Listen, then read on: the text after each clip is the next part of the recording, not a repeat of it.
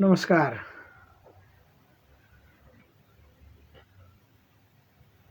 दशैंको टिकाको नि आज तेस्रो दिन गइसकेको छ। फेसबुक लाइभमा जतिजना साथीहरू आउनुहुन्छ उहाँहरूसँग केही भलाकुसारी गरौँ भन्ने उद्देश्यका साथ र देश विदेशमा रहनुहुने सामाजिक सञ्जाल मार्फत भेटघाट हुने सम्पूर्णमा शुभकामना दिनको लागि पनि यो लाइभमा आएको छु।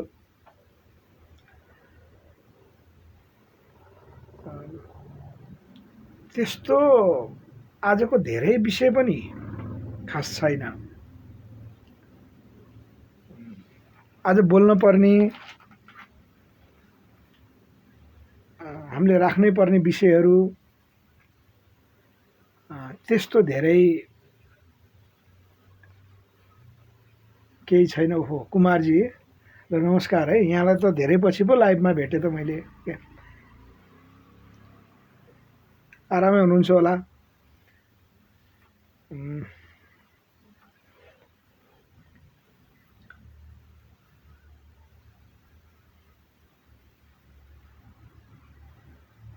साथीहरू कोही आउनुहुन्छ कि केही कुराकानीहरू केही जिज्ञासाहरू भयो भने म राख्छु। डाक्टर ज्ञानेन्द्र बहादुर काकी सर यहाँलाई पनि स्वागत गरेँ।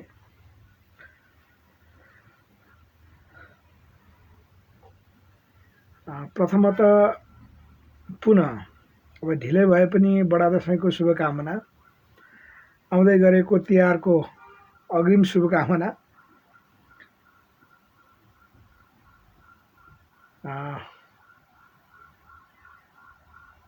हामी राजनीतिभन्दा बाहिर त खासै कुराकानी गर्नलाई त्यति सक्दैनौँ। हाम्रो सम्पूर्ण जे छ राजनीतिक यात्रा अन्तर्गत छ। हामीले चाहिँ यो दशैंमा विशेष गरी मेरो व्यक्तिगत रूपमा भन्ने हो भने 3 वर्षपछि खुलेको दशैं टिका लगाइयो। मानबहादुर चेम्जुङ सर हो, यहाँलाई हार्दिक हार्दिक धन्यवाद, स्वागत गरेँ। यहाँले हाम्रो धेरै पोस्टहरू लाइक गरिरहनु भएको हुन्छ, हामीले त्यो ध्यान दिइरहेको हुन्छौँ। आज लाइभमा देखियो, खुसी लाग्यो। तर मानबहादुर चेम्जुङ सर ठ्याक्कै कहाँबाट हुनुहुन्छ भन्ने कुरा चाहिँ मलाई थाहा छैन। यसमा चाहिँ मैले माफ मागेँ। यो दशैंको पेरिफेरीमा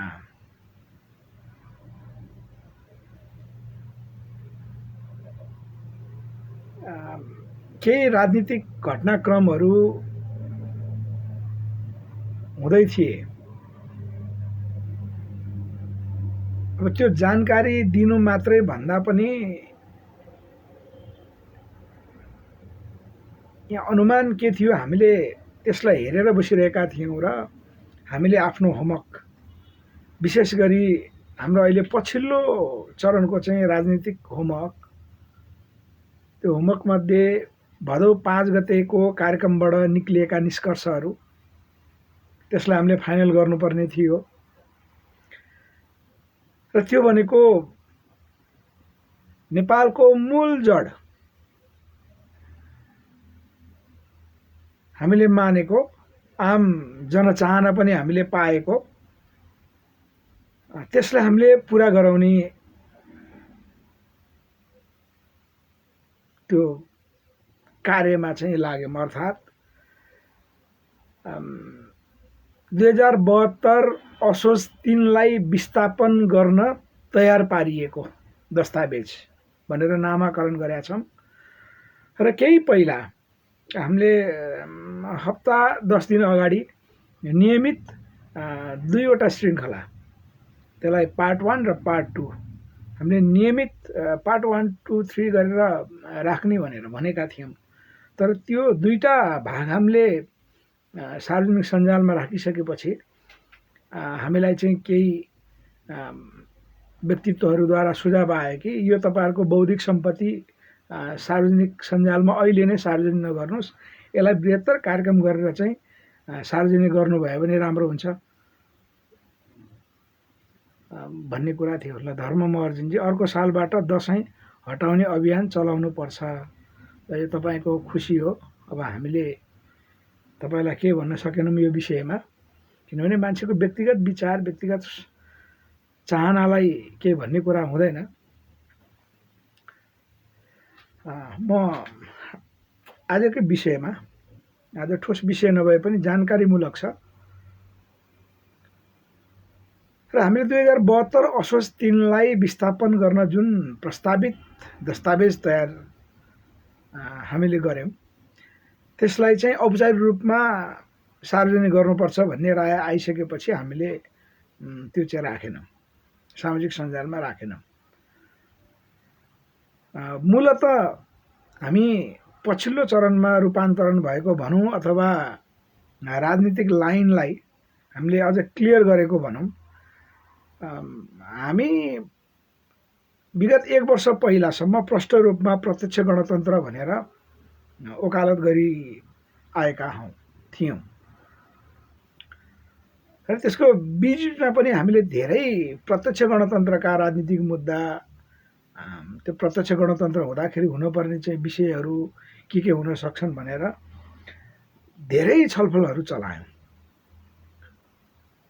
त्यो छलफल चलाउने क्रममा मुद्दाहरू सबै ठिक, तर राज्य व्यवस्थाको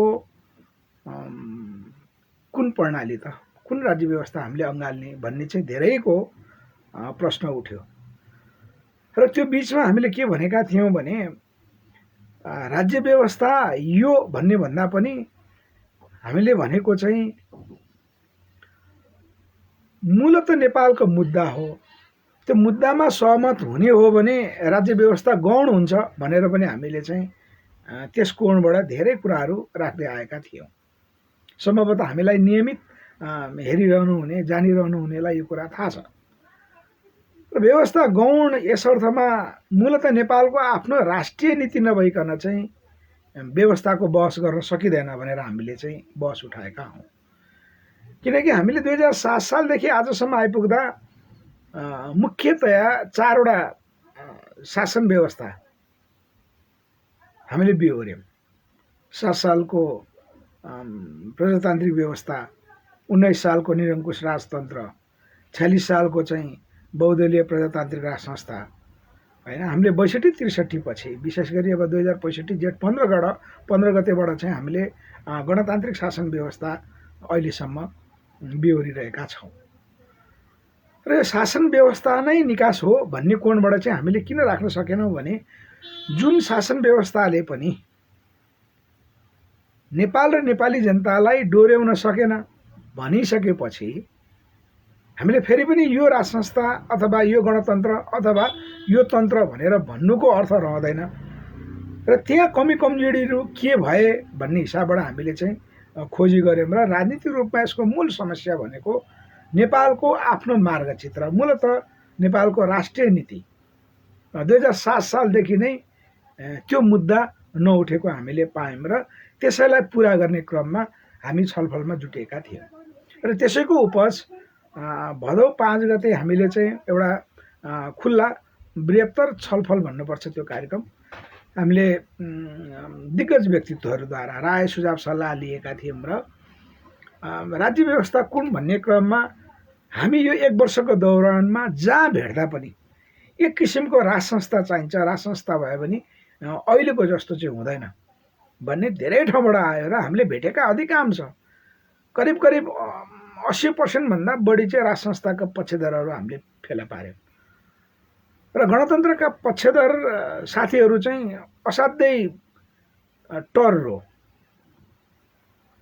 त्यो धेरै गणतन्त्रका पक्षधर हामी प्रत्यक्ष गणतन्त्र भनिरहँदाखेरि तपाईँको यो 62-63 को परिवर्तनका पक्षधर साथीहरू उनीहरूसँग भेट्दाखेरि चाहिँ त्यो कोही बटारिने होइन, कोही चाहिँ असाध्यै घमण्डी टाइपको, त्यो छलफलै गर्न नचाहने,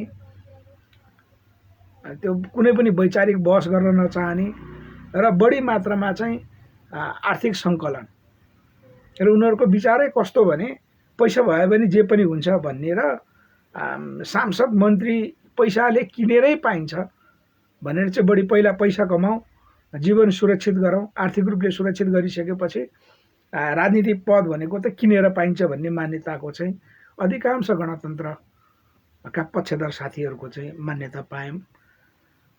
र हामीले फेयर त्यो 20% त्यस्ता साथीहरू पाए पनि 80% जो छन् उनीहरू चाहिँ राज संस्थाको एउटा मोडलमै जानुपर्छ भन्ने कुरा आयो। तर राज संस्थाको चाहिँ गल्ती कमी कमजोरीहरू हुनु हुँदैन। अब महेश भाइ तपाईँ आउनु भएको छ, स्वागत गरेँ महेश भाइलाई। तपाईँ मेलम्चीतिरै गइरहनु भएको खबर प्राप्त भएको थियो है। र मैले विषय प्रसङ्ग राखेँ है, औपचारिकता भन्दा पनि म अलिकति हामी राज संस्थामा कसरी आयौँ र अबको राज संस्थाको विधि विधान के हुने, नेपालको राष्ट्रिय नीति कस्तो किसिमको समेटिएको छ र त्यो दस्तावेज त अब यहाँ हामी लिएर आइहाल्छौँ। अब हामी देशव्यापी रूपमा त्यो दस्तावेजलाई लिएर बहस छलफल गर्न आउँछौँ। त्यसपछि आम जनताको समेत त्यहाँ राय लिइसकेपछि त्यसलाई एउटा कम्प्लिट पूर्ण दस्तावेज बनाउँछौँ र त्यो नै लागू गर्ने हो। यदि हामीले प्रस्ताव गरेको दस्तावेज त्यो नेपालको निकासको बाटो बन्छ भने, नेपाली जनता त्यहाँ समाहित हुने हो भने यो नै हाम्रो बाटो हो, यो नै फिक्स हो र यो निश्चित कोरिएको बाटो हो भनेर चाहिँ आम नेपालीले बुझ्नुभएको खण्डमा हामी त्यसलाई चाहिँ साङ्गठनिक स्वरूप दिएर अगाडि बढ्छौँ। हाम्रो त्यो कार्यक्रम छ र सम्भवतः हामी तिहार अगाडि काठमाडौँमा चाहिँ चियापान कार्यक्रम एउटा राखेर दिग्गज व्यक्तित्वहरूलाई फेरि पनि भदौ 5 को जस्तै दिग्गज व्यक्तित्वहरूलाई बोलाएर चाहिँ त्यसलाई सार्वजनिक गर्छौँ र छलफलको निमित्त देशव्यापी रूपमा आउँछौँ। हाम्रो तयारी त्यो छ। र राज संस्थाको विषयमा चाहिँ हामीले अहिलेसम्म पाएको कस्तो छ भने तपाईँको अब 19 सालको के अरे 2017 सालको जस्तो त राज संस्था मैले यहाँहरू सबैलाई एकमुष्ट नमस्कार गरेँ, स्वागत गरेँ। म विषय प्रसङ्गमा नै छु है, नयाँ केही आयो भने यहाँहरूको म जवाफ दिनेछु। 2017 पौष 1 को जस्तो राज संस्था त्यो हुनु हुँदैन भन्ने कुरा पनि आयो र राज संस्थाका गल्ती कमी कमजोरीहरू धेरै थिए त्यो बेलामा। त्यस कारणले 2046 सालको समय विकास भयो भन्ने कुरा पनि धेरै आयो र 46 को विकासपछि त्यसकै उपजको रूपमा 62-63 सम्म विकास भयो भन्ने छ। अब त्यहाँ अरू ठोस रूपले माओवादी जनयुद्ध के थियो ती विषयमा अहिले हामी नजाउँ।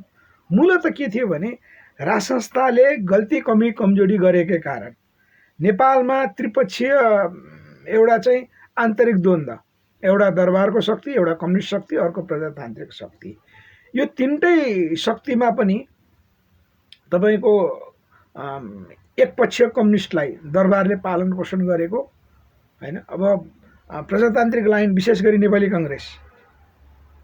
कङ्ग्रेसले चाहिँ राज संस्था सहितको प्रजातन्त्रको परिकल्पना गरिरहँदाखेरि दरबारले नेपाली काङ्ग्रेसलाई चाहिँ असाध्यै त्यो फरक कोणबाट हेरेको र राज संस्थाको प्रमुख दुश्मन प्रजातान्त्रिक शक्ति नै हो भन्ने हिसाबबाट चाहिँ बुझेको, जसको त्यो टकरावको कारण नेपालमा विदेशी शक्ति खेल्नलाई सहज भयो भन्ने कुरा आएको छ। र 2046 को परिवर्तन देशभित्र आन्तरिक शक्ति एक आपसमा लडेको कारणले गर्दा त्यहाँ विदेशी शक्तिले सहजै रूपमा प्रवेश पाएर एउटा उखान जस्तो भाइ फुटे गवार लुटे भने जस्तो नै स्थिति विकास भयो।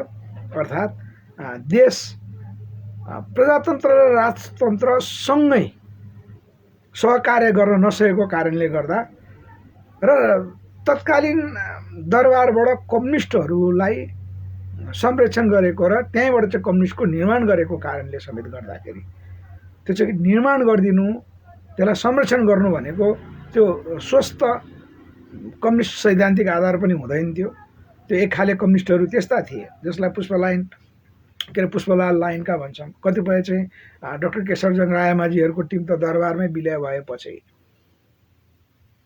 यहाँ विषयवस्तु त कतिसम्म छन् भने अब त्यो अहिलेलाई यो सामाजिक सञ्जालमा मैले भनिरहनुको त्यति फरक नपर्ला। किनभने हामीले चाहिँ राजनीतिक छलफलहरू गरिरहँदाखेरि तत्कालीन मदन भण्डारीदेखि झलनाथ खनालदेखि माधव कुमार नेपालहरूसम्मलाई तत्कालीन दरबारले नियमित रूपमा चाहिँ सुरक्षा दिएको र आर्थिक रूपमा समेत सहयोग गरिरहेको त्यो खर्च दिने व्यक्ति समेत अहिलेसम्म जिउँदै हुनुहुन्छ, जुन त्यो बेलामा चाहिँ अञ्चल आदेश हुनुहुन्थ्यो। उहाँहरूको रेकर्डमा छ त्यो भनेको चाहिँ कम्युनिस्टलाई दरबारबाट जसरी चाहिँ हुर्काइयो, संरक्षण गरियो। मूलत नेपालमा त्रुटि 17 सालपछिको त्रुटि के भयो भने तत्कालीन महेन्द्रले बिपीलाई नचिन्नु, तत्कालीन दरबारले कङ्ग्रेसलाई चाहिँ आफ्नो प्रमुख दुश्मनको रूपमा लिनु, हुँदा 2028 सालमा महेन्द्रको मृत्यु भइसकेपछि बिपी भारतमा चाहिँ निर्वासित जीवन बिताइरहँदाखेरि बिपीकै कारणले नेपाल फेरि पनि भारतले चाहिँ आफ्नो अधीनस्थ पार्न सक्छ, भारतको पूर्ण कमान्ड कन्ट्रोलमा नेपाल जान सक्छ, उस्तै पऱ्यो भने नेपाल सिक्किम जस्तै भारतमा गाभ्न सक्छ भनेर नेपाल असाध्यै ठुलो असुरक्षामा परिसकेपछि बिपीले त्यो कुरा बुझिसकेपछि बरु म नेपालले फर्केर राजासँग चाहिँ सहकार्य गर्छु र राष्ट्रको लागि चाहिँ राज संस्था हुने रहेछ भन्ने उहाँको बुझाइ भएको पाउँछौँ र उहाँले घोषणै गरेर चाहिँ राजासँग मेरो घाँटी जोडिएको छ भन्नुको अर्थ प्रजातान्त्रिक समाजवादको चाहिँ एउटा सामाजिक दर्शन, सामाजिक मुक्तिको लागि सामाजिक दर्शनै विकास गरेर चाहिँ राज संस्था र प्रजातन्त्रसँगै जानुपर्छ भनेर 33 सालमा नेपाल फर्किनु भयो।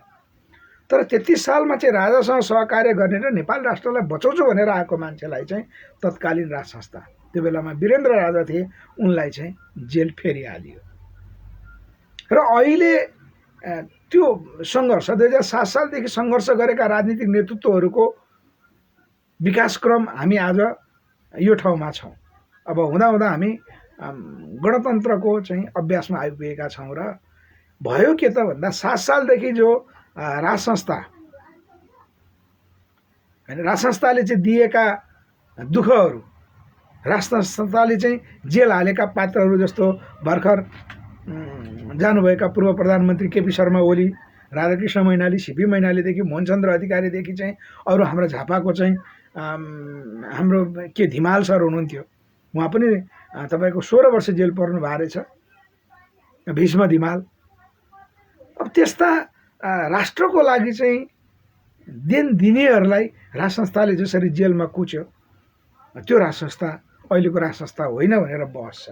र उहाँहरूले पनि भन्नुहुन्छ कि राज संस्थाले राष्ट्रियतालाई जति बुझ्छ तर आन्तरिक शक्तिलाई बुझ्न सकेन भन्ने उहाँहरूको भनाइ छ। र त्यसको लागि हामीले योभन्दा पहिला राज संस्थाको विधि विधान थिएन, उनीहरूको चाहिँ चरित्र एक किसिमको नेपाली जनता विपरीतको चरित्र थियो। अब त्यसलाई लिखित रूपमै अबको संविधानमै राज संस्थाको विधि विधान कस्तो, त्यो चरित्र कस्तो र अबको राज संस्थाले के गर्ने हैन, संविधानभन्दा माथि राज संस्थाका कोही पदाधिकारी पनि नरहने र राज संस्थाले गर्ने कार्यहरू के हुन् भनेर संविधानमै लिखित गर्ने हो भनेदेखि चाहिँ त्यस्तो राज संस्था नै हाम्रो चाहना हो भनेर धेरैले राख्नु भएको छ। र त्यसैलाई हामीले चाहिँ अहिले हाम्रो पार्टी नेपालले सुधारिएको राज संस्था, त्यसलाई हामीले नाम पनि के दिएका छौँ भने बहुदलीय प्रतिस्पर्धात्मक राज संस्था हैन, बहुदलीय प्रतिस्पर्धामा आधारित राज संस्थात्मक व्यवस्था भनेर हामीले भनेका छौँ। र यहाँ अहिलेसम्म बिग्रिएका सारा चिजहरू, हाम्रो निष्कर्ष के हो भने हामीले जति नै तपाईँको राजनीतिक रूपमा भनौँ अथवा वस्तुगत यथार्थ भनौँ, विदेशीले नेपालमा सूक्ष्म व्यवस्थापन गरेको र यसमा दक्षिण भारतले नेपालमा चाहिँ सूक्ष्म व्यवस्थापन पहिलादेखि गर्दै आइरहेको भने पनि यसको मूल कारण भनेको चाहिँ हामी नेपालीहरू नै, यहाँ राज्य सत्ता चलाउने र राज्य सत्ताका वरिपरि भएकाहरू र राजनीतिक नेतृत्वहरूको टकरावकै कारणले गर्दा विदेशीलाई यहाँ पस्न सजिलो भयो र व्यवस्थापन गर्न सजिलो भयो भन्ने निष्कर्ष चाहिँ हाम्रो छ।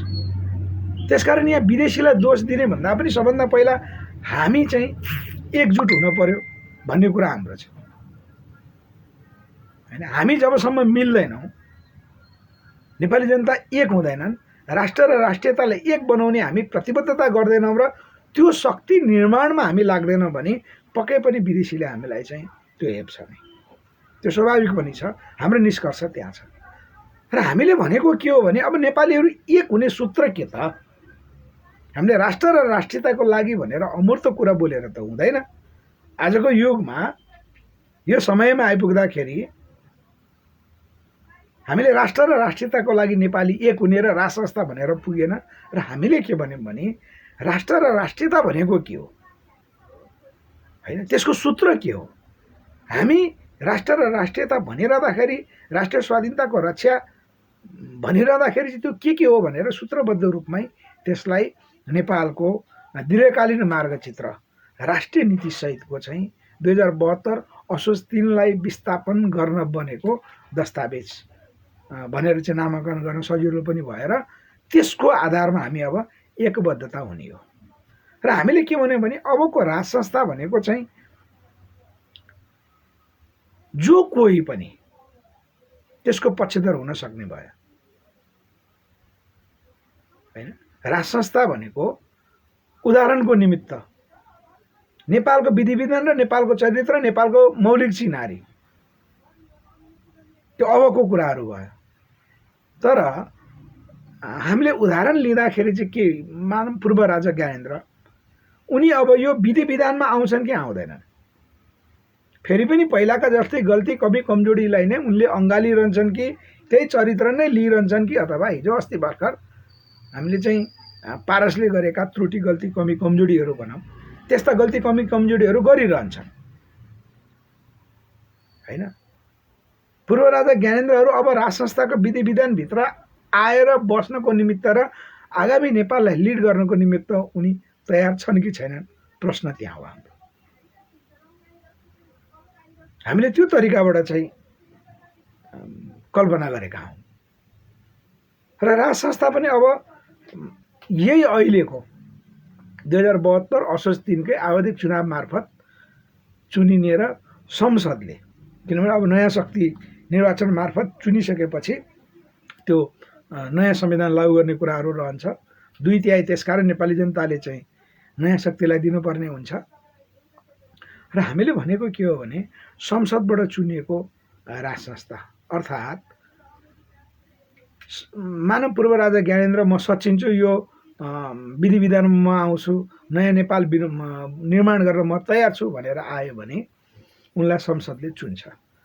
र मानव उनको आयु निश्चित समयसम्म रह्यो र उहाँको चाहिँ अन्त्य पश्चात फेरि उहाँको छोरा अथवा छोरी अथवा चाहिँ शाहवंशी नै राजा कोही हुने त भन्दा हामीले अहिले कल्पना के गरिरहेछौँ त्यो दस्तावेजमा के छ भने त्यो होइन, शाहवंशीय मात्रै राजा हुन्छ भन्ने कुरा चाहिँ हामीले अहिले त्यो गरेका छैनौँ। हामीले के भनेका छौँ भने राष्ट्रिय नीति, त्यो संविधान, त्यो नेपालको मूल मुद्दा, त्यसलाई जे नाम दिउँ, त्यसमा प्रतिबद्ध भएर आउने र त्यसलाई नेतृत्व गर्न सक्ने सक्षम व्यक्ति को भन्दा संसदले चुन्छ।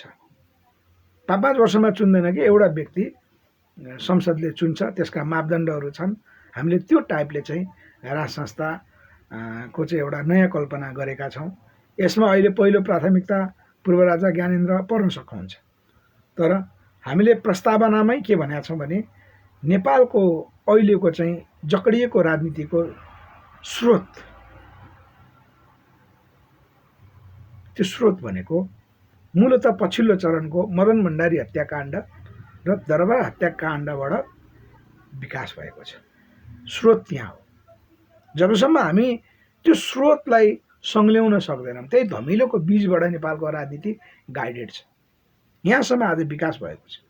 हाम्रो निष्कर्ष यो, नेपाली जनताले यो कुरा हामी राख्छौँ, उहाँहरूले कसरी बुझ्नुहुन्छ र कसरी चाहिँ हामीलाई सुझाव दिनुहुन्छ त्यो कुरा पछि छँदैछ। तर हाम्रो निष्कर्ष के हो भने जबसम्म हामीले मदन भण्डारी हत्याकाण्ड र दरबार हत्याकाण्डलाई राम्रोसँग चिन्न सक्दैनौँ र त्यसका दोषीलाई कारबाही गर्न सक्दैनौँ भने नेपालको राजनीति सङ्ग्लिने हामीले देख्दैनौँ।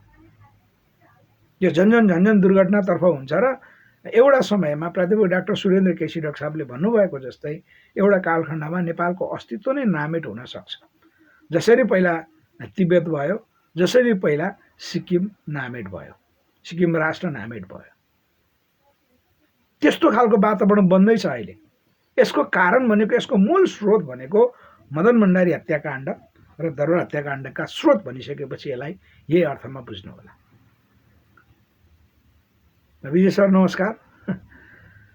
त्यसकारण हामीले के बुझ्नु पर्यो भने अबको राज संस्थाको परिकल्पना गरिरहँदाखेरि धमेलिएको स्रोत आगामी नेपालको राजनीति सङ्घल्याउने हो भने यसको स्रोत सफा गर्ने, यो मुहान सफा गर्ने, त्यो मुहान भनेको चाहिँ दरबार हत्याकाण्ड र मदन भण्डारी हत्याकाण्ड, यो दुईटालाई छानबिन गरेर दोषी किटान गरिसकेपछि हैन, आन्तरिक रूपमा त स्वदेशी छन्, विदेशी पनि छन्। विदेशीलाई के हिसाबले कारबाही गर्न सकिन्छ त्यही हिसाबले कारबाही गर्ने। उदाहरणको निमित्त पृथ्वीनारायण शाहले सन् 1825 नेपाल राज्य एकीकरण गरेर सिद्धाइसकेपछि केपुचिन पादरीलाई जसरी देश निकालका गरेका थिए र उनीसँगै 200 जना त्योभन्दा बढी चाहिँ तपाईँको क्रिस्चियन धर्म फैलाउनको निमित्त पृथ्वीनारायण शाहभन्दा अगाडिदेखि, हामी अहिले क्रिस्चियनिटी बढ्यो बढ्यो भन्छौँ, पृथ्वीनारायण शाहको समय अगाडिदेखि नै रहेका 200 जना पादरीहरूलाई जसरी पृथ्वीनारायण शाहले देश निकाला गरेका थिए, त्यसै गरी हामीले मदन भण्डारी हत्याकाण्ड र दरबार हत्याकाण्डका दोषीहरूलाई विदेशी छन् भने त्यही अनुसारको कारबाही गर्न सक्छौँ, स्वदेशी पनि छन्। स्वदेशीहरूलाई त हामीले भनेका छौँ उनीहरूको सर्वस्व सहित, उनीहरूका चाहिँ ज्याय जथादेखि लिएर चल अचल सम्पूर्ण सम्पत्ति सर्वस्व हरणसहित उनीहरूलाई चाहिँ सजाय गर्नुपर्छ भनेका छौँ। त्यो नेपालको राजनीति सङ्घल्याउने बाटो त्यो हो। त्यसकारण अब हामीले के भनेका छौँ, हामीले के अनुमान गरिरहेका छौँ भने वास्तविक राज संस्थाका पक्षधरहरू को हुन् अब हामी भेट्छौँ। जसले मदन भण्डारी हत्याकाण्डको छानबिन गर्न हुँदैन भन्छ, जसले दरबार हत्याकाण्डको छानबिन गर्न हुँदैन भन्छ, तिनीहरू राज संस्थाका पक्षधरहरू हुन सक्दैन। छर्लङ्गै देखिन्छ। जसले आइएनजिओको संरचनामा दल हाँक्छन् अथवा राज संस्थाका पक्षधरहरूले आइएनजिओको संरचना खारिज गर्नुपर्छ भनेर जब किटान गर्दैनन् भने ती राज संस्थाका पक्षधर हुन सक्दैन। अब कम्तीमा पनि पहिला राणा शासनदेखि महेन्द्रको पालासम्म खुलेका उद्योगहरू त खुल्न पर्यो, तीलाई त पुनर्स्थापना गर्नु पर्यो। राष्ट्रिय उत्पादन सम्बन्ध राख्ने उद्योग धन्दाहरू सँगसँगै नेपालमै कच्चा पदार्थ प्रशस्त मात्रामा पाइने र त्यसको आधारमा चल्न सक्ने ठुल्ठुला उद्योगहरू, राष्ट्रिय उद्योगहरू खोल्ने यदि राज संस्थाले अब निर्णय गर्दैनन् भने त्यो कुरामा आवाजहरू यदि अहिलेका राजावादीहरूले उठाउँदैनन् भने ती वास्तविक राजावादीहरू देशभक्तहरू होइनन् भन्ने कुरा हामीले बुझ्नुपर्छ। अर्को विषय मदन भण्डारी हत्याकाण्ड पछि अर्को चर्चा भएको विषय नेपाललाई भुटानीकरण गर्ने हैन लक्ष्यका साथ। त्योभन्दा पहिला नेपाललाई फिजीकरण गर्नुपर्छ, अर्थात् नेपालमा नेपालको भन्दा बढी जनसङ्ख्या इन्डियनको पुर्याउनुपर्छ भनेर जो नागरिकता वितरणको प्रणालीलाई ल्याइयो, वीरेन्द्रको हत्याकाण्ड त्यहीसँग जोडिन्छ। नागरिकता विधेयकलाई चाहिँ उहाँले अगाडि बढाउनु भएन भन्ने कुरासँग जोडिन्छ। त्यही कुरा आज छ। हामीले फेरि पनि नेपालको राष्ट्र र राष्ट्रियता बलियो पार्ने गरीको राज संस्थाको कल्पना गरिरहेका छौँ भने हामीले शक्तिशाली न्यायिक नागरिकता छानबिन आयोग गठन गर्दैनौँ भने त्यसको पक्षधर जो राजावादी भनेर अहिले चाहिँ बाहिर देखिरहेका छन्, शक्तिशाली न्यायिक नागरिकता छानबिन आयोग गठन गर्ने र वास्तविक नेपाली र गैर नेपाली छुट्याउने, विशेष गरी 2020 सालपछि वितरण गरिएका सम्पूर्ण नागरिकताहरू छानबिन गर्ने मुद्दा बोक्दैनन् भने त्यो मुद्दा राज संस्थावादीहरू भनौँ अथवा राजावादीहरू भनौँ अहिले जो सडकमा उभिरहेका छन् उनीहरू राज संस्थावादी हुन सक्दैनन् र अब देशभक्तहरू पनि ती हुन सक्दैनन्। सँगसँगै अब शिक्षक र निजामती कर्मचारीहरूले राजनीति गर्ने, राजनीतिक सङ्गठन खोल्न, उनीहरूलाई राजनीतिक सङ्गठनमा आबद्ध हुन दिने गरीको राज संस्था पनि अबको राज संस्था हुन सक्दैन। त्यो देशभक्त हुन सक्दैन। जो राजावादीहरू छन् यी न्यूनतम मुद्दामा उनीहरू सहमत नहुने हो भने हामीले बुझ्नुपर्छ कि यी कथित राजावादी हुन् र राजावादीको नाममा नेपालमा राज संस्था पुनर्स्थापना गर्छु भन्ने नाममा फेरि पनि नेपाललाई चाहिँ जसरी 2007 सालदेखि 46 सालसम्म एउटा डिजाइनमा नेपाललाई ध्वस्त गरियो, त्यसै गरी यिनीहरू राज संस्थाको नाममा ध्वस्त गर्नको निमित्त अर्को मुखडा ओढेर आएका छन् भनेर हामीले बुझ्नुपर्छ। हामीलाई क्या बेकुफ बनाइयो। अहिले पनि हामीले के बुझ्न सक्छौँ भने हामी भन्छ मैले बाहिर, हामी सनातनी हिन्दू धर्म सापेक्ष राष्ट्रका पक्षधर अथवा समग्रमा चाहिँ हामी हिन्दू राष्ट्रका पक्षधर भन्छौँ। तर हिन्दू राष्ट्र सिद्ध्याउनको निमित्त सुसुप्त रूपले काम गर्ने त आइएनजिओ र त्यो आइएनजिओ मार्फत सञ्चालन भएका एनजिओहरू हुन् नि। अनि हामी हिन्दू राष्ट्र चाहन्छौँ भने त्यही आइएनजिओले जागिर खुवाएको अफिसमा जागिर खान्छौँ। हाम्रो आफन्तलाई त्यहाँ चाहिँ जागिर लाउनलाई हामी गुलामी समेत गर्छौँ होला सम्भवतः।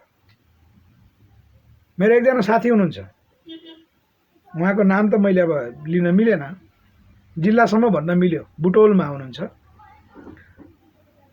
उहाँ आइएनजिओको विरोधी जागिर खानुहुन्छ एनजिओमा, अनि भन्नुहुन्छ बाध्यता हो, यस्तो स्थिति छ। त्यसकारण हामी हिन्दू राष्ट्र चाहने, आइएनजिओ खारेज नचाहने, त्यस्ता खालका राजावादीहरू अहिले प्रशस्त छन्। अहिले राजावादी केही च्यानलहरू देखिन्छन्, युट्युब च्यानलहरू। म त भन्छु ती युट्युब च्यानलहरू राजावादी त्यो कभरमा हुन्। हामीले यी अहिले उठाएका मुद्दा ती च्यानलहरूले कहिले पनि उठाउँदैनन्, कहिले पनि उठाउँदैनन् र हामीहरू जस्तालाई स्थान पनि दिँदैनन्। किन दिँदैनन् भने उनीहरूको मुखडा उत्रिन्छ। यद्यपि हामी अब सडक मार्फत जाँदैछौँ, ती च्यानलहरूका आयु कति हुन्छन्, ती च्यानल सञ्चालकहरू सम्भवतः कुनै देशका ग्रिन कार्ड होलान्, कुनै देशका पिआर पनि लिएका होलान्। हामीले त त्यतिसम्म परिकल्पना गरेका छौँ। नभएदेखि नेपाल विरुद्ध एकपक्षीय रूपमा त्यो तरिकाले नभएका विश्लेषकहरू जन्माउने, गलत तथ्याङ्कहरू राख्ने, एकरो मिडिया मार्फत फुक्ने काम ती मिडियाले गर्दैन थिए। ती पक्कै पनि गर्दैन थिए। तिनीहरूले एकरो रूपमा त्यो तरिकाले फुकेका छन् मिडिया प्रपञ्च। त्यो के को लागि त भन्दा राज संस्थाका पक्षधर भनेका छन्, एजेन्डा छैन, मुद्दा छैन, अनि अराजकहरूलाई लिएर आएर देखाइया छ र त्यो विश्लेषकको नाममा एकजना मात्रै जो सार्वजनिक कार्यक्रममा पनि भाग लिन सक्दैनन्, खुल्ला बाहिर हिँड्न पनि सक्दैनन्, त्यस्ता पात्रहरू लिएर आएर त्यो अराजकता, एक किसिमको सामाजिक अपराधी भन्दा हुन्छ, त्यस्ता मान्छेहरूलाई चाहिँ एकरो बोल्न लगाइरहने र तपाईँहरूले मिडियामा धेरैपल्ट देख्नु भएको छ। भोलि राजा आउँछन्, पर्सि राजा आउँछन्, रात दरबार सफा गर्नुपर्छ, यस्ता अनेकन प्रोपोगन्डाहरू मचाउने मिडियाका पात्रहरू। त्यो भद्रगोल बनाइएको छ नेपाललाई। त्यसकारण हामीको वास्तविक देशभक्त र राजावादीहरू हो होइनौँ भन्ने कुराको त्यो जाँच्ने एउटा संयन्त्र पनि यो चाहिँ नयाँ नेपाल निर्माणको दस्तावेज हुनेछ भन्ने हामीले बुझेका छौँ। त्यसकारण पूर्व राजा ज्ञानेन्द्र पनि यदि राज संस्थावादी हुने कि नहुने भन्ने मापन गर्ने यन्त्र यही हो। हामीले त्यो यन्त्र अहिले निर्माण गऱ्यौँ। हामीले बुझेको त्यही हो। वास्तविक देशभक्त को म देशभक्त हुँ भनेर हुँदैन। मैले बोलिरहेको छु, सामाजिक न्यायको लागि बोलिरहेको छु, उत्पीडितहरूको पक्षमा मैले बोलिरहेको छु भनेर मात्र पुग्दैन। यहाँ भन्छन् अहिले अधिकांश त झन् यहाँ विश्लेषकको नाममा के भन्छन् भने गजब लाग्छ त्यो तर्क। हामीले त विश्लेषण गरिदिने हो भन्दैका छौँ नि त, हामीले भन्नुहुन्छ, समस्या सबै भनिदिनुहुन्छ। तपाईँ युट्युब च्यानलमा त अहिले टाइटलै अधिकांशको टाइटल त्यही आउँछ, फलानु फलानुको खुलासा, पहिलोपटक खुलासा, अनि अर्को टाइटल हुन्छ अब के हुन्छ, फलानुले यो गर्नुभयो अब के हुन्छ। यस्ता खालका टाइटलहरू जो आउँछन् त्यो के हुन्छ खुलासा गरेर। यो जहाँसम्म लाग्छ यो हाम्रो गोपाल ढकालजी मनोविश्लेषक हुनुहुन्छ, उहाँसँग हामीले अन्तर्वार्ता लिनुपर्छ जस्तो पनि लाग्छ। कहिले सबैले खुलासा मात्र गरिदिइरहेछन् भनेको नेपाली जनतालाई त्यो मनोवैज्ञानिक कोणबाट व्याख्या गर्ने हो भने मैले बुझेअनुसार नेपाल झन् ध्वस्त हुँदैछ, के गर्न सक्छस् गर भनेर चेतावनी दिएको हो। त्यो तिमीहरू कोही पनि राष्ट्रवादी होइनौ, तिमीहरू कोही पनि देशभक्त होइनौ, सम्पूर्ण कुराका खुलासा गरिदिएछ। सबै राष्ट्रिय अपराधीहरू हुन् भन्ने अर्थ लाग्छ मलाई। गोपाल ढकालजीको सम्झना त्यहीँ आएको, मनोविज्ञानको भाषामा त्यस्तो हुन्छ। होइन भने सबैले खुलासा गरेर भनिदिएपछि मात्रै त्यो समस्या समाधान गर्ने चाहिँ कसले त? सबै खुलासा भएला, के खुलासा गर्नुपर्ने होइन? ल, मदन भण्डारीको हत्यारा पनि थाहा भयो, दरबार हत्याकाण्डको हत्यारा नि थाहा भयो, व्हाइट बडी काण्डको पनि थाहा भयो, बालुवाटार जग्गा घोटाला काण्डको नि हामीलाई थाहा भयो, धरानको चाहिँ सार्दु जलाधार क्षेत्रको 319 बिघा त्यो जग्गा घोटाला भएको नि हामीलाई थाहा भयो, अपराधी को भन्ने पनि थाहा भयो। 33 किलो मात्र होइन, कति 4 क्विन्टल कि 3800 कति केजी सुन, त्यसको अपराधी पनि थाहा भयो। सबैले खुलासा गर्थे, ठिक छ। इन्डियाबाट को जासुस नेपालमा आए, कोलाई भेटे त्यो पनि थाहा भयो। अमेरिकाबाट को जासुस आए, कोलाई भेटे त्यो पनि थाहा भयो। चीनबाट को आए त्यो पनि थाहा भयो। सबै कुरा थाहा भयो। अब गर्ने के त? अहिलेका विशेषज्ञहरू त्यो टाइपबाट चाहिँ प्रस्तुत गराइरहेका छन्। एकजना हुनुहुन्छ हाम्रो खरेल सर, घरि एउटा भन्नुहुन्छ, घरि अर्को भन्नुहुन्छ। चीन र भारतले राजा भोलि नै ल्याइदिन्छ, सबै तयारी भइसक्यो भन्नुहुन्छ। अहिले केही समय चुपचाप लागिरहनु भएको छ। त्यो खुलासाका नाममा त्यस्ता कुराहरूलाई किन प्रोपोगन्डाको रूपमा ल्याउने? हाम्रो भनाइ के हो भने हामीले बुझ्नु पर्यो के भने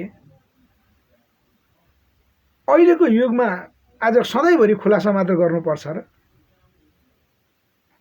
हामी सबैलाई समस्या थाहा छ नि। समस्या थाहा भइसकेपछि समस्या समाधान गर्नको निमित्त हामी जब सङ्गठित हुँदैनौँ भनिसकेपछि सबभन्दा ठुलो सामाजिक अपराध त्यहाँ हुन्छ। हामीले बुझेको थियो। हामीले समस्या देखिसकेपछि समाधान गर्ने बाटोतर्फ उन्मुख नहुने हो भने हाम्रो सबभन्दा ठुलो अपराध त्यही हुन्छ। हामीले भन्ने गरेको त्यही हो।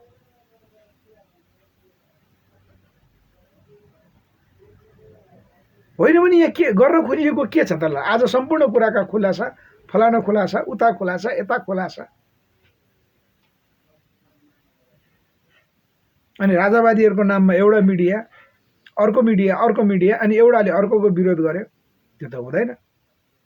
राष्ट्रिय मुद्दामा जस्तो हामीले हिजो अस्ति भन्यौँ, ल, एउटा सिङ्गै अहिले जम्मा 3टा मात्र प्रश्न लिउँ हामीले, 3टा मात्रै। मदन भण्डारी हत्याकाण्ड र दरबार हत्याकाण्डको मुहान नसंलग्ने हो भने नेपाल अगाडि बढ्छ त? यो प्रश्न कोही मिडियाकर्मी, म भन्छु, ल, कोही राज संस्थावादीको एक होरो फुक्ने मिडियाहरूलाई, हाम्रो मिडिया भने त अहिले सामाजिक सञ्जाल हो, फेसबुक च्यानल हो, किनभने हामीलाई प्राय सबै मिडियामा प्रतिबन्ध लगाएको सूचना हामीलाई थाहा भइसक्यो हैन। हामी त सडक सङ्घर्षबाट अगाडि बढ्ने हो, आउँछ। मैले अघि पनि भने यी पिआर र ग्रिन कार्ड लिएर बसेका मिडियाहरूले कति प्रोपोगन्डा मचाउँछन् र के नै हुन्छ र तिनीहरूका हैसियत हामी पनि हेर्छौँ।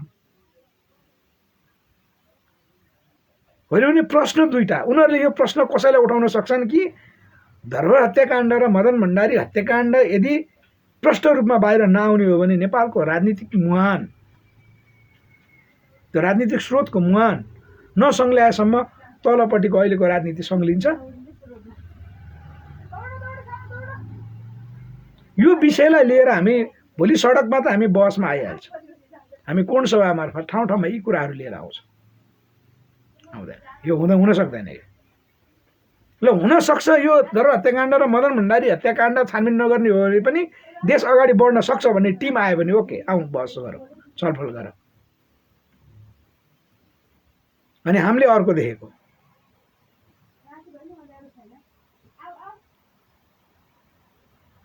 देखेको नागरिकता छानबिन आयोग गठन नगर्ने हो भने पनि सम्भव छैन। आज तराईको मुद्दा हामीले भन्छौँ नि, मधेसी भन्छौँ, हामी मधेसी भन्दैनौँ, हामी तराईवासी भन्छौँ।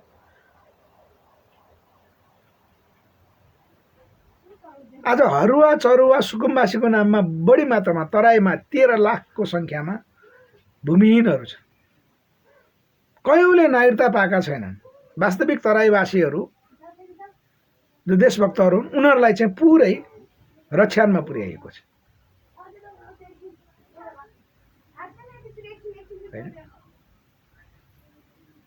तराई आज तराईको नाममा हामीले जे राजनीति गरेका छौँ, हाम्रो डाक्टर विजय मिश्रले हामीलाई हेराउनु भएको छ, विजय सरले खुलस्त पार्नु भएको छ। उहाँको पिएचडीको निष्कर्षै त्यही हो कि भारतले नेपालमा सूक्ष्म व्यवस्थापन गर्नको निमित्त कम्युनिस्टमा, दरबारमा र प्रजातान्त्रिकमा आफ्नो शक्ति छिराउँछ र त्यही अनुकूलको राजनीतिक पार्टी गठन गरिदिन्छ। त्यो भारतको अनुकूल, भारत प्रतिकूल हुने हो भने अनुकूल बनाउनको निमित्त आन्दोलन गरेर रेडी बनाउँछ तराईमा। त्यस्ता पात्रहरू ठुलो आर्थिक शक्तिसहित तराईमा चाहिँ विकास गरिएको छ। त्यो भनेको हामीले नागरिकता छानबिन आयोग गठन गर्ने बित्तिकै ती सबै कहाँ पुग्छन्। मलाई जहाँसम्म लाग्छ डाक्टर विजय मिश्रले नै भन्नुभएको जस्तो लाग्छ, भारतबाट चाहिँ एउटा प्रदेशको प्रतिनिधित्व गर्दै अन्तर्राष्ट्रिय फोरममा बहस गर्न जाने नागरिक नेपालको परराष्ट्र मन्त्री बनेको भन्ने छ। परराष्ट्र मन्त्री भारतको आधिकारिक एउटा प्रान्तको प्रतिनिधित्व गर्दै विदेशको चाहिँ फोरममा सभामा भाग लिएको व्यक्ति डाक्टर विजय सरले नै भन्नुभयो। मलाई त्यही लागेको छ है, म कन्फर्म छैन, हो भने उहाँ नै हो। कम्तीमा अबको राज संस्थाले यी विषय छानबिन गर्नुपर्छ कि पर्दैन? कम्तीमा 3टा। अर्को एउटा पनि थपौँ, 1950 देखि 2007 साल पछिका असमान सन्धि सम्झौताहरू खारेज गर्नुपर्छ कि पर्दैन? त्यो नगरिकन नेपालको राजनीतिक मुहान शुद्ध हुन्छ? अबको राजनीतिक पिढी राजनीतिक शक्ति निर्माण गर्ने भनिरहेका छौँ, यो नगरिकन नेपालको राजनीति सुधार्न सक्छ? सक्दैन।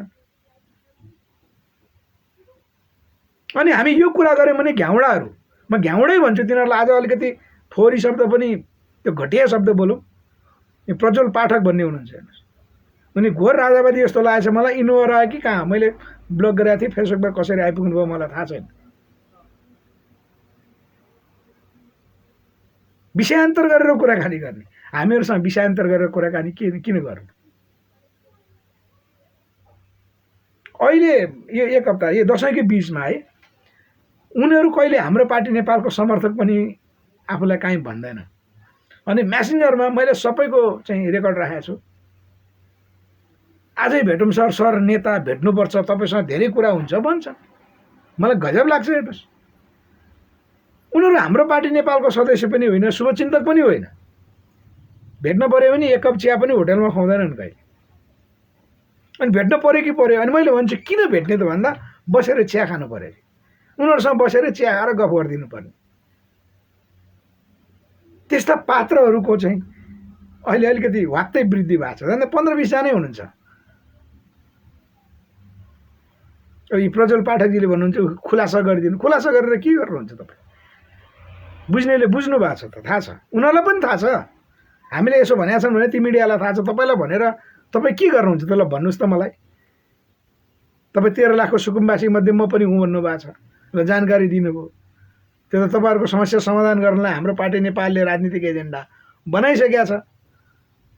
तपाईँ त्यो कार्यान्वयन गर्नलाई सङ्गठित हुने होइन के हुनुहुन्छ? तपाईँ हुनुहुन्छ सुकुम्बासी समस्या समाधान गर्नको निमित्त हामीले तराईका मुद्दाहरू छुट्टाएर नै तपाईँलाई मलाई जहाँसम्म लाग्छ दस्तावेज दिएको छु। त्यहाँ कार्यक्रम सही छ। त्यो कार्यक्रम गलत पनि तपाईँहरू भन्नुहुन्न, कार्यक्रम सही तर लाग्नुहुन्न तपाईँहरू। हो कार्यक्रम सही कार्यान्वयन गर्न नलाग्ने मान्छेहरूलाई हामीले चाहिँ के भनेर बुझ्छ? मलाई त मैले यत्रो कुराकानी गरिहालेँ। जब मिडियामाथि त मैले भनिदिइसकेँ भने अब राष्ट्रिय मिडियाको त झन् कुरा नगरौँ। राष्ट्रिय मिडियाका त एक एक पत्रकार साथीहरू रिपोर्टरहरू त्यस्तै हुनुहुन्छ। उहाँहरूको त राष्ट्रिय मिडिया ठुल्ठुला मिडियाको त बाध्यता छ, त्यसको व्यवस्थापकले नै दिनुहुन्न। त्यो एउटा विषय हो। त्यसकारण हामी अहिले बजारमा जति राजावादीहरू राष्ट्रवादीहरू छौँ सबैको चाहिँ एउटा डिएनए जाँच गर्ने भनौँ। हाम्रो एकजना पत्रकार साथी हुनुहुन्थ्यो मनोज मानवजी, डिएनए जाँच गर्ने भन्नुहुन्थ्यो। त्यो वास्तविक राजावादी हो होइन भनेर डिएनए जाँच गर्ने संयन्त्र भनेको नयाँ नेपाल निर्माणको निमित्त तयार पारिएको, तयार भनेको फाइनल होइन है, त्यो प्रस्तावित हो। अब यसमा जनताको सुझावहरू के आउँछन् हामी त्यसमा चाहिँ राख्छौँ। यो अभियानको रूपमा अगाडि बढ्छ। तिहार अगाडि चियापान कार्यक्रम गरेर हामीले सार्वजनिक गर्ने तयारी गरेका छौँ, सम्भव होला त्यो। अनि त्यसमा चाहिँ 2072 असोज 3 भन्दा अगाडि जसरी जनतासँग सुझाव लिएको थियो, हामीले यो संविधानको ड्राफ्ट प्रस्तुत गरिसकेपछि, नयाँ दस्तावेजको ड्राफ्ट प्रस्तुत गरेपछि त्यहाँबाट चाहिँ आम नागरिकबाट पनि सुझाव र सल्लाह आउँछ र त्यसलाई हामीले फाइनल बनाइसकेपछि अब यही हो नेपालले चाहेको, यो कार्यान्वयन गर्नुपर्छ भनेपछि त्यहाँबाट सङ्गठन बनाउँदै हामी बल्ल औपचारिक रूपमा देशव्यापी रूपमा सङ्गठन बनाउनलाई निक्लिन्छौँ। हाम्रो योजना यो छ। त्यसकारण यो यसपालिको हाम्रो दसैँ यस अर्थमा खुसी रह्यो कि कम्तीमा हामीले चाहिँ नेपाल नयाँ नेपाल निर्माणको एउटा डकुमेन्ट निर्माण गर्न सक्यौँ हाम्रो तर्फबाट। त्यो एउटा आधार हो। आम नेपाली जनताको एउटा आशा र भरोसाको केन्द्र व्यक्ति हुन सक्दैन थियो। त्यो आशा र भरोसाको केन्द्र कम्तीमा पनि छलफल गर्ने एउटा भाँडो हामीले तयार गरेका छौँ। त्यो हाम्रो सबभन्दा ठुलो उपलब्धि, यो दसैँको उपलब्धि हो। दुर्गा माताले हामीलाई शक्ति त्यहाँ दिनुभए हाम्रो बुझाइ त्यो छ। त्यसकारण हाम्रा व्यक्तिगत जीवनहरू हुँदैनन्। एउटा घर परिवारमा टिका लाउने आफन्त कहाँ जाने चलन त हाम्रो पहिलेदेखि हो। त्यो भएर हाम्रो पहिलो प्राथमिकता यो संविधानको ड्राफ्ट, यसलाई चाहिँ हामीले संविधान वैकल्पिक संविधानै भन्न हुन्न भन्ने कुरा पनि भएर यसलाई 2072 असोज 3 लाई विस्थापन गर्न बनाइएको प्रस्तावित नयाँ दस्तावेज भनेका छौँ। यसलाई के गर्दाखेरि हुन्छ, हाम्रो डाक्टर विजय मिश्र सर हामीसँग हुनुहुन्छ, उहाँले धेरै कुरा सिकाउनुहुन्छ। उहाँको नेतृत्वमा हामी अगाडि बढ्छौँ, त्यही भनेका छौँ हामीले। तर नेपाली जनताको लागि एउटा खुसीको कुरो त्यो तयार भयो। मैले कतिपय साथीहरूलाई म्यासेन्जरमा प्रतिक्रिया आउँछ कि भनेर पठाएँ। त्यही भएर मलाई बेला बेलामा गजब लाग्ने चाहिँ हामी नेपाली जनता नै सबभन्दा बढी लाचार छौँ। फेसबुक म्यासेन्जरबाट प्रतिक्रिया आउँदैन, रियाक्ट आउँछ, लाइक आउँछ, ग्रुपमा हाल्छु, कहीँबाट टिप्पणी आउँदैन।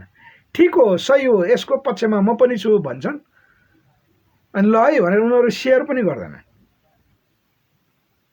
त्यो मुद्दाको पक्षमा उनीहरू पनि अरे अनि सेयर पनि गर्दैन। यो कुरा मिलौँ, यहाँ मिलेन, यहाँ यस्तो जस्तो लाग्यो, यो कुरा बुझिनँ भनेर अहिलेसम्म एकजना पनि म्यासेन्जरमा आउनु भएको छ। मैले धेरैलाई पठाउँछु, कतिपयलाई त वाक्क लाग्दो म्यासेन्जरमा कति कुरा पठाएर हो भन्ने कुरा लाग्ला। मैले व्यक्तिगत रूपमा जे पाएँ त्यही त्यस्तो चाहिँ म पठाउँदिनँ। र कसैलाई पनि मैले चिया खानुभयो, नास्ता खानुभयो, कहाँ हुनुहुन्छ भनेर म्यासेज पनि गर्दिनँ। अनि बरु मलाई म्यासेज गर्ने साथीहरूलाई मैले भन्छु, कहाँ हुनुहुन्छ, के गर्दै हुनुहुन्छ, चिया खानुभयो कि भात खानुभयो कि भन्ने कुरा मलाई त्यो नसोध्नु भए हुन्छ, सिधै विषय प्रसङ्गमा आउनुभए हुन्छ भनेर मैले उहाँहरूलाई भन्छु। र सामाजिक सञ्जालमा पनि आफ्नो परिचय राख्नुहोस् भनेर म भन्छु। धेरै नचिनेको साथीहरू सबैसँग कुराकानी गर्छु र अधिकांश मसँग एकपल्ट कुराकानी गरिसकेपछि दुईपल्ट मसँग कुराकानी हुँदैन, कसैको पनि हुँदैन। किनभने उहाँहरू गलत लाइनमा हुनुहुन्छ, त्यो सुधार्ने लाइनमा उहाँहरू आउँदै आउनुहुन्न। सुधार्ने लाइनमा राजनीतिक रूपमा छ। मैले गाली गर्ने कुरा पनि भएन, के भनेर गाली गर्ने, यी विषयहरू भन्छु मैले। तर उहाँहरू अनि हामीलाई चाहिँ कथा सुनाउनुहुन्छ। हेर्नुहोस्, राति 12, 1 बजे 2 बजे पनि कहिले कहिले त्यो अनलाइनमा बस्यो भने कथा सुनाउनुहुन्छ। अहिलेको नेता चोर, नेताले यो गरे, फलानुले यो गरे, त्यो सम्पूर्ण कुरा गरे भन्ने कुरा थाहा छ, हामीले भन्दैछौँ। टङ्क खत्री मलाई पठाउनु त भन्नुभएको छ। फेरि अब के पठाउने हो तपाईँलाई? दसैँको टिका पठाइदिनु भयो म पठाइदिन्छु, नभए के पठाउनु पर्यो? तपाईँले सम्भवतः यो दस्तावेज भन्नुभयो होला, मैले माफ माग्दै भने हामी सार्वजनिक गरिसकेपछि तपाईँकोमा पक्कै पनि आइपुग्छ। किनभने हामीले यो दस्तावेजको बारेमा त मदन भण्डारी हत्याकाण्डको त्यत्रो रहस्यमय हत्याकाण्डको दस्तावेज त्यत्रो दुःखका साथ वर्षौँ होमवर्क गरेर चाहिँ खै लिएर आएर हामीले सबैलाई बाँडेकै हो त। खै प्रतिफल, खै प्रतिफल। बरु अनलाइन न्युज 7ले राखिदियो, गुगलमा आउँछ अहिले हेर्दाखेरि। गुगलमा खोज्दा मदन भण्डारी हत्याकाण्डको तत्कालीन अब एकल आयोगका अध्यक्ष केपी शर्मा ओली, उहाँले सार्वजनिक नगर्नु भएको डकुमेन्ट होइन, एउटा अनलाइन पत्रिकाले छापेपछि आयो। तर आम मेरो मेसेन्जरमा सम्पर्क भएका साथीहरू मैले सार्वजनिक रूपमा लगाइ तपाईँहरूलाई चाहिन्छ भने खबर गर्नु होला भन्दै मैले इलेक्ट्रिक कपीलाई चाहिँ मेलबाटै पठाएँ। त खै त धेरै कुरा छ त त्यसमा। त्यसकारण यो दस्तावेज तयार प्रस्तावित दस्तावेज पक्कै अब विदेशमा त छलफल यो कसले गरौँला र? साथीहरू त हुनुहुन्छ हामीलाई भित्रभित्र भन्नेहरूको लिस्ट हेर्ने हो भने मेरो फेसबुकमा चाहिँ सामाजिक सञ्जालमा कुराकानी भएको हेर्ने हो भने हजारौँ जना हुनुहुन्छ, हजारौँ। उनीहरूले अहिले नै त्यो आकाशको तारा खसालेर यहाँ झार्नुहुन्छ, त्यति कुराकानी गर्नुहुन्छ। जापानबाट त्यत्तिकै हुनुहुन्छ, अमेरिकाबाट त्यत्तिकै हुनुहुन्छ, बेलायतबाट त्यत्तिकै हुनुहुन्छ। अधिकांश त अझ मेरा साथीहरू मैसँग पढेका क्लास फ्रेन्ड साथीहरू जापानमा छन्, नियमित कुराकानी हुन्छ। तर बहस छलफल राजनीति हुँदैन। उहाँहरूको अनेकन कोहीले के भन्नुहुन्छ, हुन नै होला विदेशमा। त्यसकारण हामी नेपालमा जो छौँ हामी यहाँ छलफल गर्छौँ। किनभने विदेशमा भएकाहरूले पुरै गाली गर्नुहुन्छ, राजनीति नेतालाई गाली गर्नुहुन्छ, के गर्नुहुन्छ, अरूको कुरा हामीलाई त्यो काहीँ सुनाउन नपाएर चाहिँ अब हामीलाई सुनाउनुहुन्छ। हामीले भन्छौँ त्यस्ता कुरा हामीलाई सबै थाहा छ, सुनाएर के गर्नुहुन्छ। अनि मैले सिधै उहाँहरूलाई सर्टकट भाषामा भन्छु, अरूलाई गाली गरेर आफू रोगी नबन्नुहोस्।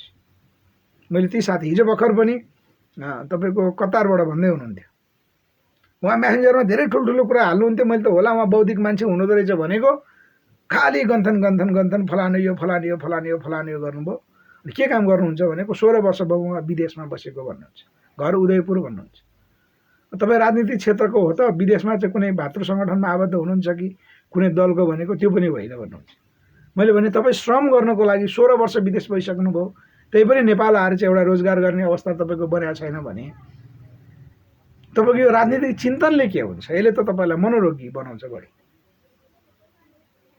होइन, मानसिक स्वास्थ्यमा चाहिँ खलल पुर्याउँछ। अरूको चिन्ता धेरै गर्नु हुँदैन, किन क्षेत्र त्यो होइन। जस्तो क्षेत्र हाम्रो हो, हामीले राजनीतिक क्षेत्रमा चिन्ता गरेनौँ भने राजनीति सुधिँदैन, हामी पनि सुधिँदैनौँ। हामीले अरू कुराको चिन्ता गऱ्यो भने हाम्रो अर्थ हुँदैन। जस्तो मैले व्यापारको विषयमा, विदेशको विषयमा, बाहिर श्रमको विषयमा, हाम्रो चाहिँ पत्रकारिता क्षेत्र डाक्टर विजय मिश्र जस्तो पत्रकारिताको क्षेत्रमा मैले चिन्ता गरेर हुँदैन, त्यो उहाँहरूको पार्ट हो। त्यो उहाँहरूले चिन्ता गर्नु भएन भने बिग्रिन्छ। त्यस्तै राजनीतिक क्षेत्रको मान्छेले चाहिँ राजनीतिक क्षेत्रमा कतै न कतै आबद्ध भएको हुनु पर्यो। होइन भने कुरा अनेकन राजनीतिक लाइनबाट कुराकानी गर्ने राजनीतिक मान्छे होइन भने। अनि विदेशमा भएकाहरूले भन्नुहुन्छ हामी त अन्तिममा उहाँहरू विचारलाई, तर्कलाई चाहिँ उहाँहरूले जित्न सक्नुहुन्न, अनि म त एउटा साधारण विदेशमा काम गर्ने हो, देश सुध्रियो हुन्थ्यो भन्नुहुन्छ। देश सुध्रियो हुन्थ्यो भन्ने कुरा गर्नुहुन्छ उहाँले, अरू केही पनि भन्नुहुन्न। अनि मैले भन्छु तपाईँको चाहना ठिक छ। ओहो बद्री सर, ल नमस्कार। ल धेरै पछि बद्री सरलाई पनि आज लाइभमा देख्न पाइयो है। ल बद्री सरलाई चाहिँ सामाजिक सञ्जालबाटै मैले लाइभबाटै रामेछाप मन्थलीको वरिष्ठ पत्रकार हुनुहुन्छ। मैले डाक्टर विजय सरलाई पनि परिचय गराएँ है। हामीलाई विजय सरले पनि हेरिनु भएको छ। बद्री नयाँ घारेजी रामेछाप जिल्लाको पुरानो पत्रकार हुनुहुन्छ, अहिले जिल्ला सभापति हुनुहुन्छ। उहाँ चाहिँ पत्रकार महासङ्घको रामेछाप जिल्ला सभापति यसपालि जित्नु भएको छ। र बद्रीजी लगायत पत्रकार साथीहरू र घर परिवार सबैमा अलि ढिलै भए पनि यो बडा दशैँको शुभकामना, आउँदो तिहारको चाहिँ अग्रिम शुभकामना व्यक्त गरेँ है। मैले विजय सरको काहीँ सम्पर्क लिङ्क हुनसक्छ भने, विजय सर जानुभएको थियो क्यारे मन्थली, तपाईँले तालिम दिनुभएको हुनुपर्छ है। विजय सरले धेरैपल्ट रामेछापको कुराकानी गर्नुभएको हुनाले मैले उहाँ आइहाल्नुभयो अनि मैले भने। त्यसकारण विदेशबाट मान्छेहरू भन्नुहुन्छ नेपालमा चाहिँ सुध्रियो हुन्थ्यो, हाम्रो चाहना यो हो भन्नुहुन्छ। मैले उहाँहरूलाई के भन्छु भने, तपाईँहरूको चाहना यो हो त ठिक छ, कसले पुरा गर्छ त? मैले उहाँहरूलाई यो सोध्छु। अधिकांश विदेशका साथीहरू, मैले अघि व्यक्तिको प्रत्येक नागरिकको विचारको कुरा गरेको, उहाँहरू सही ट्र्याकमा समस्या देखेपछि समाधान गर्नलाई चाहिँ सङ्गठित हुनुहुन्न भन्ने विषयसँग जोडिन्छ। यो विदेशमा भएका अधिकांशले तर्क गर्नुहुन्छ, सक्नुहुन्न, दुनियाँ कुरा भन्छु हो भन्नुहुन्छ, हाम्रो कुरा ठिक हो, यो मुद्दा ठिक हो पनि भन्नुहुन्छ, हाम्रो पार्टी नेपालले उठाएका मुद्दाहरू कार्यक्रमहरू ठिक हो पनि भन्नुहुन्छ, अनि सङ्गठित हुनुहोस् न त भन्छ, त्यो पनि हुनुहुन्न। र हामीले अहिलेसम्म फेरि पैसाकै कारणले यदि भड्क्या हो भने 1 रुपियाँ विदेशमा भएका साथीहरूलाई 1 रुपियाँ पनि माग्दैन। अनि बाहिर न्युज आउँदाखेरि चाहिँ अभियानकर्तालाई कति कति पैसा पठाएको भनेर न्युज आउँछ हैन। न्युज चाहिँ तपाईँको खै विदेशबाट पैसा पठाउँछन्, कहाँ पठाउँछन् मलाई थाहा छैन। हामीलाई समर्थन पनि गर्छन्, अमेरिका र जापान हुने साथीहरूले त पैसा पठाउँदैनन् भने हैन, अरूले त कसले पठाउला र। अनि खाडीका साथीहरूलाई भन्छु, तपाईँहरू अभियानलाई पैसा पठाउनुहुन्छ हो, हामीले पैसा पठाउँछौँ, तर त्यहाँ चाहिँ अभियान कर्मीहरूले यो गर्यो भनेर फेरि हामीलाई भन्नुहुन्छ। त्यो अभियान कर्मीलाई भन्नुहुन्छ उनीलाई थाहा छैन, पैसा अभियान कर्मीलाई पठाएको हो रे, अनि पैसा चाहिँ त्यहाँ गोलमाल भयो अरे भनेर फेरि हामीलाई सुनाउनुहुन्छ। अनि हामीले भन्यौँ तपाईँहरूसँग पैसा पनि माग्दैनौँ, तपाईँ चाहिँ किन यो कार्यान्वयन गर्न लाग्नुहुन्न त भन्दा, लाग्ने हो, हाम्रो समर्थन छ भन्नुहुन्छ। अनि भन्नुहुन्छ हो, यो नेपालमा हामी परिवर्तन चाहन्छौँ, हामी जस्ता मान्छे नेपालमा आएरै नेपालमै बसेर काम गर्ने अवस्था सिर्जना होस्, तपाईँप्रति हाम्रो विश्वास छ भन्नुहुन्छ फेरि। अनि मैले उहाँहरूलाई भन्ने पटक पटक यही कुरा हो। अनि उहाँहरूसँग सम्बन्ध हाम्रो चाहिँ दोस्रोपल्ट कुराकानी नहुने किन हो भने, मैले के भन्छु भने उहाँहरूलाई, ल तपाईँको त चाहना भयो ठिक छ, हाम्रो त उद्देश्य भयो ठिक छ, हामी त नेपालबाट लडिरहेका छौँ, आज होइन धेरै वर्ष भयो हामी नेपालमै छौँ, हाम्रो कार्यक्रम पनि ठिक छ, मुद्दा पनि ठिक छ, अनि हामीले कसरी कार्यान्वयन गर्ने? यदि गोविन्द बोहरा ब्रह्माण्डले मैले यहाँबाट कार्यान्वयन गर्ने भए अहिले पनि म माइन्ड काहीँ गरेर हुन्छ, काहीँ हस्ताक्षर गरेर हुन्छ भने अहिले हस्ताक्षर गरिदिन्छु। विजय सर, बद्री सर हो होइन, हामीले चाहेर हुने भए, हामीले गरेर हुने भए म अहिले नै गरिदिन्छु, तर हुँदैन। राजनीतिक शक्ति निर्णायक तहमा हामी पुग्नुपर्छ, नीतिगत तहमा हामी पुग्नुपर्छ। नीतिगत तहमा पुग्नको निमित्त हाम्रो राजनीतिक शक्ति नै चाहिन्छ। यहाँ त हुँदा राजनीतिक शक्तिलाई बायस गर्ने शक्ति, दलभन्दा माथि राष्ट्र भनेर अराजक समूह हेर्नुहोस् त कति देखिन्छ। पार्टीको झन्डा होइन देशको झन्डा बोकौँ भन्नुहुन्छ। सैद्धान्तिक कुरा त ठिक छ नि, देशको झन्डा बोकौँ, हामीले कहिले देशको झन्डा बोकेका छैनौँ। मेरो त घर अगाडि जहिले चाहिँ बरु कोही कोही मन्त्रीको घरमा नेपालको झन्डा नहोला, मेरो घरमा त टुट्दैन बाहिरै। यसको अर्थ यो होइन कि नेपालको नीति बनाउने त राजनीतिले हो नि, राजनीतिक दलले नै हो नि, तर उहाँहरू त्यो दललाई नै बाइपास गरौँ भन्नुहुन्छ। भनेको त्यस्ता समूहहरू सबै परिचालित समूहहरू हो। र हाम्रा विदेश हुने साथीहरूले स्पष्ट बुझ्नु पर्यो कि तपाईँहरूले चाहँदैमा हुँदैन नि, अब सङ्गठित हुनु पर्यो।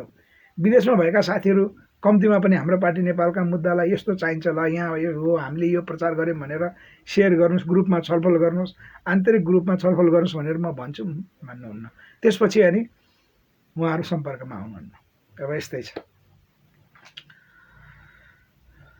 यस्तै छ, ठिक छ। अब खुसीको कुरा आज एउटै जानकारी समग्र यो लाइभको, म तेज भाइले के भन्नुभएको छ है, ल मननीय अभिव्यक्ति भन्नुभएको छ तेज भाइ, तपाईँ नि एउटा डोटीमा दिपायतमा होइन व्यवसाय गरिनु भएको छ। तेज भाइलाई मेरो फेरि पनि सार्वजनिक अनुरोध, तपाईँ मसँग रिसाउनु भयो भने मैले माफ मागेँ। तपाईँले जो गलत राजनीतिक दललाई सपोर्ट गरिरहनु भएको छ त्यो नगर्नुहोस्। तपाईँ बरु 3 छाक भोको बस्नुहोस्, माओवादीलाई सपोर्ट नगर्नुहोस्। कङ्ग्रेसलाई सपोर्ट नगर्नुहोस्, एमालेलाई सपोर्ट नगर्नुहोस्।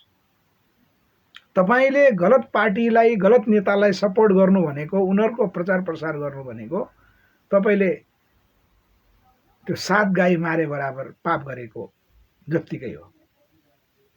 त्यो अपराधीलाई संरक्षण नगर्नुहोस्। त्यति भए तेज भाइलाई म सधैँभरि सम्मान गर्छु। बरु तपाईँले अहिले नियमित रूपमा जो हालिरहनु भएको छ त्यसको चाहिँ म एकदम हार्दिक स्वागत, मैले लाइक पनि गरिदिइरहेको छु।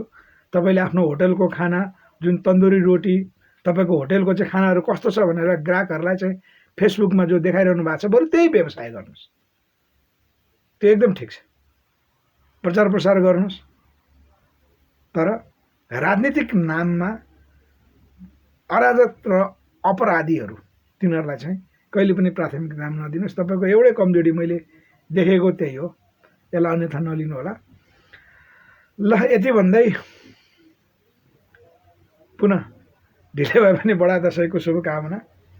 बाँकी अब तिहार अगाडिको चियापान हाम्रो व्यवस्थापन पक्कै हुन्छ, त्यसको चाहिँ सार्वजनिक जानकारी हामी गराउनेछौँ। त्यसपछि 2072 असोज 3 को संविधानलाई विस्थापन गर्न बनेको दस्तावेजसहित हामी छलफल गर्ने गरी भेटघाट गर्नेछौँ। फेसबुक लाइभमा त हामी अन्तर्क्रियामा आइ नै हाल्छौँ भन्दै सबैसँग म बिदा मागेँ। शुभरात्रि, जय होस्।